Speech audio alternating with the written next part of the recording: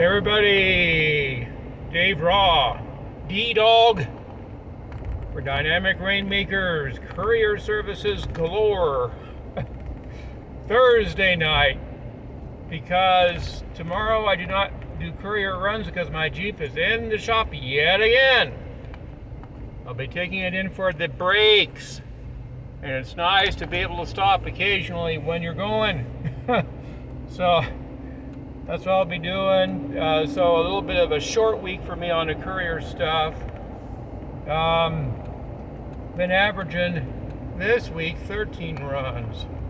I have 13 runs tonight, had them last night before, so it's kind of unusual, extra wheel calls. So that's what's been going on. Heading down the fountain right now to my third stop, regular stop. It seems like people are having problems in the expediting world, and they're also just having general cargo van issues in the general world. So I don't know if it's a good time to get into it.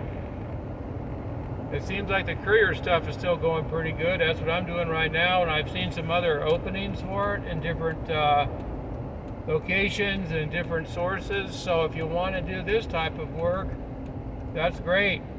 You got to call your local courier companies and see what they have going on, because they may have something. And you know, it doesn't have to be medical couriering. It could be other things, parcels, light freight, and it doesn't really matter what you're driving.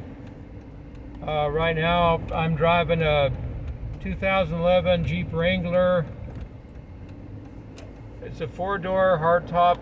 You've heard me say this many times, and it has a lot of room in it, surprisingly, for what it is. And you don't need to get anything new and fancy. However, I am trying to find a cargo van, and that's to expand into some other opportunities. I don't know.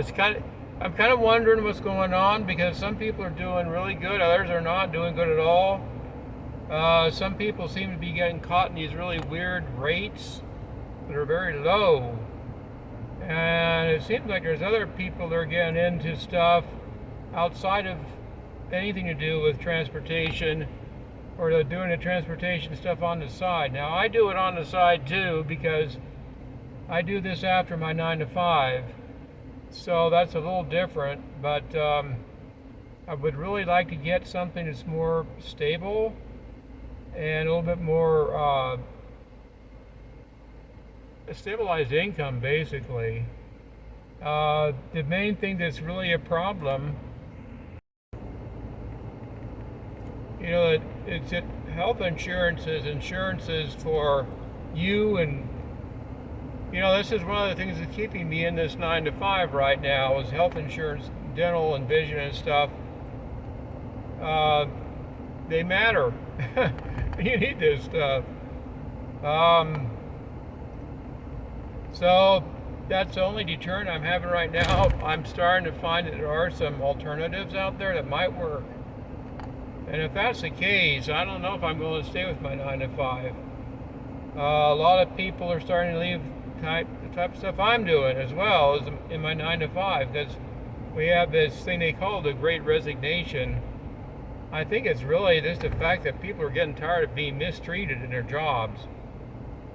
And but that's beside the point.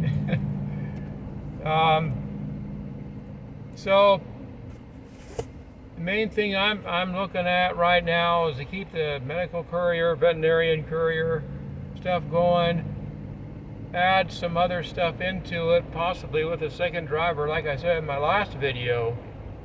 But I'd like to get this really set up more of a courier service rather than just me as a courier driver, so I can get other drivers under me. I never heard back from that group that was supposed to help me become a indirect air carrier provider. I don't know why they have never called me back. I guess they don't need any more people to come under their program, which to me is rather odd, but okay. That's their loss because it's a training program, so you can get your certifications. So really, you just have to keep an eye out for what's going on. There's a lot of resources out there, cbdriver.com. I keep bringing that one up a lot. Facebook Jobs sometimes has stuff for drivers, independent contract drivers. Indeed does. Craigslist sometimes has stuff on there. And you gotta think outside of just a regular courier box, if you want to call it that. There's a lot of stuff you can do with a vehicle to get things moving for people. So